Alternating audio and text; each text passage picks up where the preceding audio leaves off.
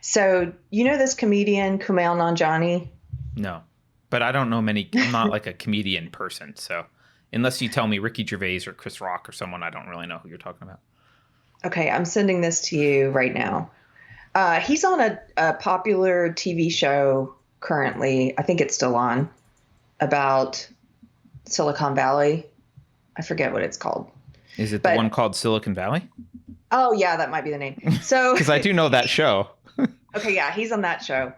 And uh I I've met this guy a couple times back when I worked in comedy. He's a nice enough I think he's a nice enough guy. He's just like a lot of them, he's just pulled into the cult of belief. I gotta And go see which one. what's Oh, that interesting one. is That one. Yeah. yeah, Okay. Okay. he got really buff this year. He started working out for a role he had or something, and he got really buff and was weightlifting and he had come under the scrutiny of his own social justice cohorts, and he was getting a lot of flack Wait. for For being buff?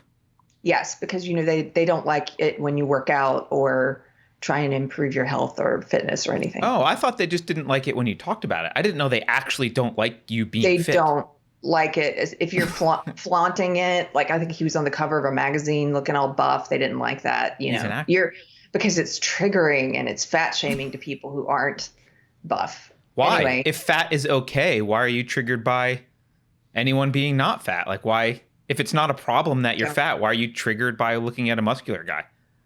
this ideology I know. doesn't I'm, make I'm sense. saying that. I'm just saying that. So I'm not speaking to you directly. I'm just speaking to the Right. ether, I guess. Okay. To the ether. Yeah, but anyway, so it's funny because he's gotten, and someone pointed this out in my comments, which I thought it was a great point. They said maybe he's now he's virtue signaling because he's been subjected to the mob himself for getting fit. But for whatever reason, he decided to tweet a couple days ago, if you want to pull it up. Yep. And he just said simply, traditional masculinity is a disease. How would you know? And how would you know?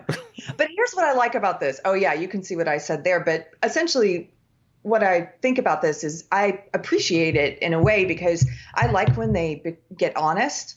Yep. I like when they tell the truth. And for a long time, we know they've coined this phrase toxic masculinity because it's more palatable for them to say that they're not attacking masculinity as a whole. They like to pretend like they're not attacking masculinity.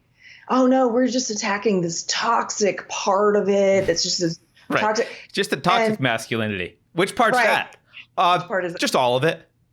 And so he's getting honest. He's now saying Yeah. traditional masculinity. Traditional What masculinity. is he talking about? He's linking to this thing. Can I look at it? Will you let me click? Oh, yeah, but it's boring, and I don't want to go down that rabbit hole. He's just responding to something about men who voted for Trump. Why did so many men stick with Trump? Actually, they're the only demographic that went down was white men. They did go down on white men. This person doesn't even realize that. But it doesn't matter what he's replying to. The point is, I like that he's being honest about what he believes. He believes that masculinity is itself, traditional masculinity as we understand masculinity, that it's a disease. And I think that also shows us that because the more that they feel comfortable with their belief system having taken root, the more comfortable they get thinking that it's become dominant and that people once we all accept that toxic masculinity, first of all, is a thing, and secondly, that it's awful, well, now we can move the goalposts and we can start more openly, directly attacking masculinity itself, which was always the goal. Right.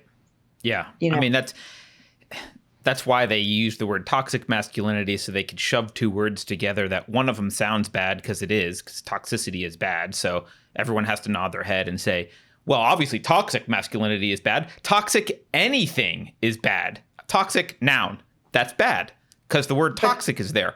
So you get people to say like, oh, that's bad.